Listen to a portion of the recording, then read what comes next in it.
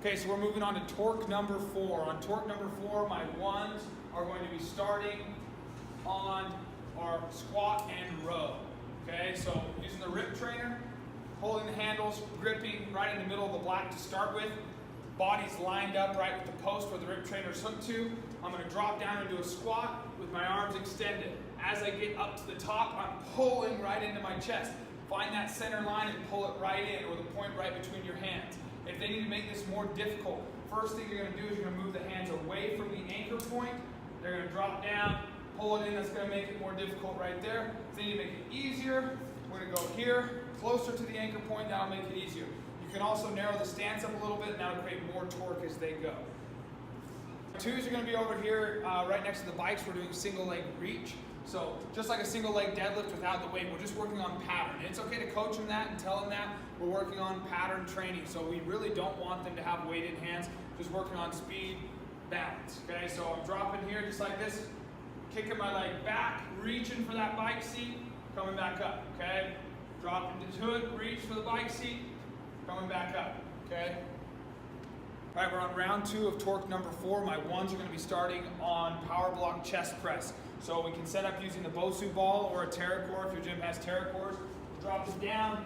I always recommend that they put the weights up onto their legs before they start. Makes it a little bit easier to get into it. So I'm putting my weights here, leaning back onto my Bosu ball, starting here, pressing and rotating up just like this. Gripping the weight strong, press and rotate. Obviously, the first thing we're going to do, if they need it easier, is just going to lighten up the weight. If they need it more difficult, we're going to raise the weight. All right, twos are going to be set up over here on TRX bicep curls. When we're doing this, let's pull the yellow tab up till it hits the top right here. Grabbing onto the handles, I'm coming back just like this. Arms are extended, getting those glutes tight. You should be weight on the heels, abs tight. Bringing the hands to the forehead just like this, keeping the elbows high as you go. Arms extended, hands to forehead. If they need to make it easier, just like all our other TRX movements, we're just going to back our feet up a little bit. That's going to make it a lot easier. Need it more difficult, we're moving forward. Round 3 of Torq number 4. We are doing TRX single leg squats. So I'm going to set up right here with the handles close to my chest. Feet are directly underneath me. A lot of people have a tendency to get out in front like this. We want to stop that. So straight up and down, handles close to chest. I'm going to keep my weight back on my heel. I'm dropping down into that single leg squat position just like this, coming back up. Remember on your single leg squats that a lot of people, if they have knee problems or difficulty getting down to this position, we're going to stop at that 90 degrees right here just like this and then come back up. If they can't do that, we're placing the toe right here in front, drop it down, allowing them to be able to use that leg a little bit to help with the movement. And then if they can't do that, we're just taking them to a regular squat. Okay, my twos are going to be on the half kneeling overhead press. So I'm dropping down into that split squat position, creating that 90-degree angle, grabbing my block, starting it right here against my shoulder. This arm's out to stabilize again. Press and rotate. Drop down, press, and rotate up. If they can't do that, remember that we're taking them, lightening the weight up first, and then if that's still a problem, we're taking them over to our rip landmine press that we showed you before.